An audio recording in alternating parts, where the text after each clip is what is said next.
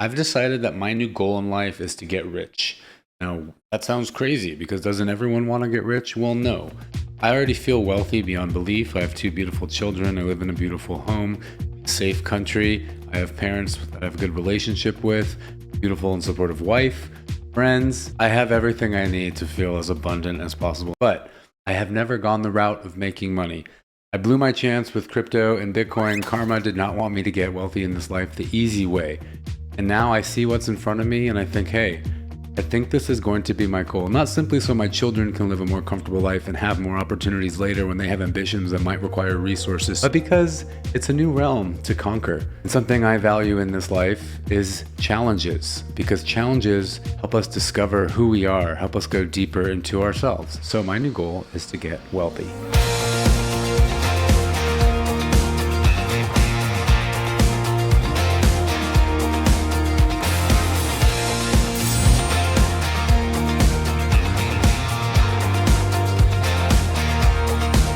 Before I had kids, I was an ascetic. I was a traveling nomad. I was a yogi. I was a spiritual seeker. I didn't care about things like money. I just needed it to survive. But now that I'm playing the game of material living, family stuff, I can't be a spiritual rambler. I may as well go hard.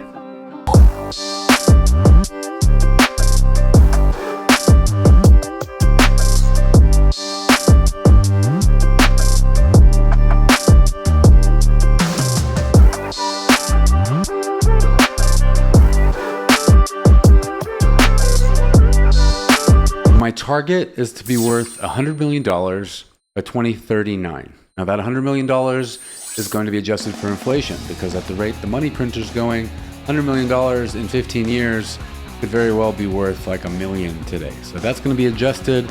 I don't want to do $1 billion because I feel like that'll be too much work and I'm cut out for a good amount of hard work, but $1 billion is like, I don't want it to completely control my life. I just want to have a personal brand that has high value. I want to create content that provides high value. I want to have businesses that offer high value. And I want to have smart investments that connect high value. So I'm looking at 100 million. I was like, that's great. And then I can retire and be happy. I can go back to the beach naked in Hawaii and live out the rest of my days. My children will be grown. Everything's cool and covered.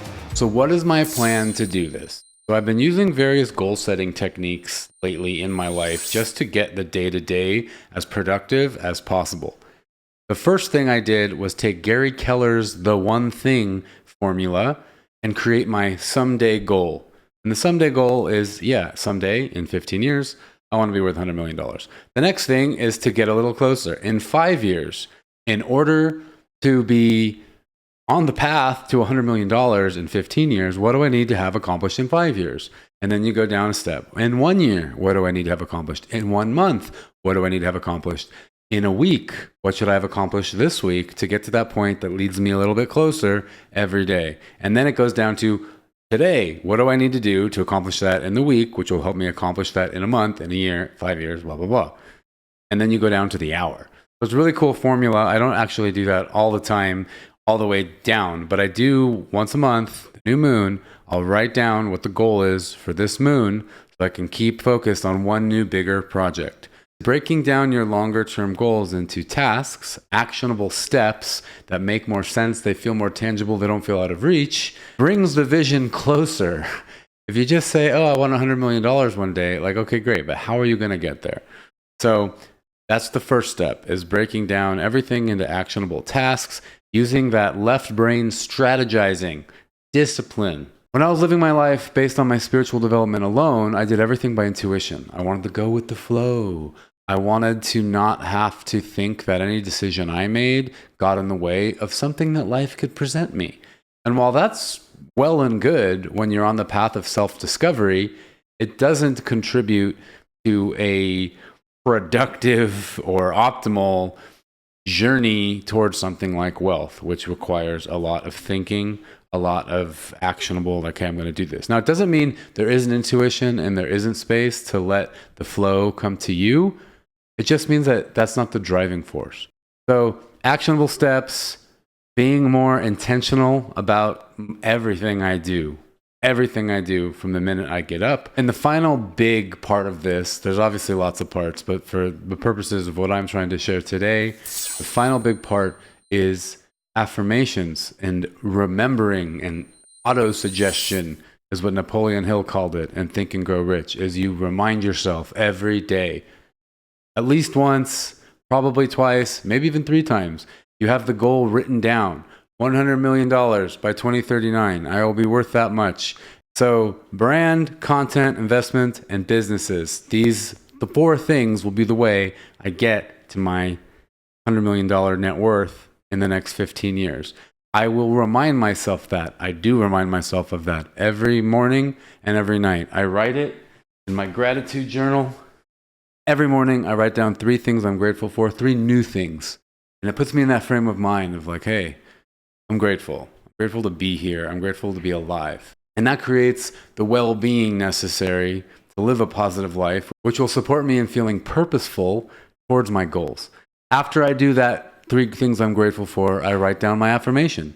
Every day, 3 things I'm grateful for and what my goal is and how I'm going to get there. And what that power of auto-suggestion does is it drills it into your subconscious. It starts to manifest your reality. So just how if you're always bitching and complaining about life, life's just going to keep presenting opportunities for you to bitch and complain and feel like you're the victim. When you're grateful, when you're happy, when you're feeling good, when you're sharing time with other positive-minded people, then life suddenly becomes a lot more positive, becomes a lot more happy, tolerable even. You enjoy it. You're happy to be here. When you're drilling the right mantras into your head, this power of autosuggestion will remind you in your everyday life what you want, who you are, what the world is, that life is happening for you, not to you. We create life. We manifest reality. We envision futures, which means bringing a vision to life. It doesn't happen in your brain. It has to happen with action. It has to happen with intent. It has to happen here in this plane. So that's what this next 15 years will be about. By the time my youngest is 18, I'll have proven to myself that I can conquer the realm of material wealth in this world, in this life. And then we'll see what happens after that.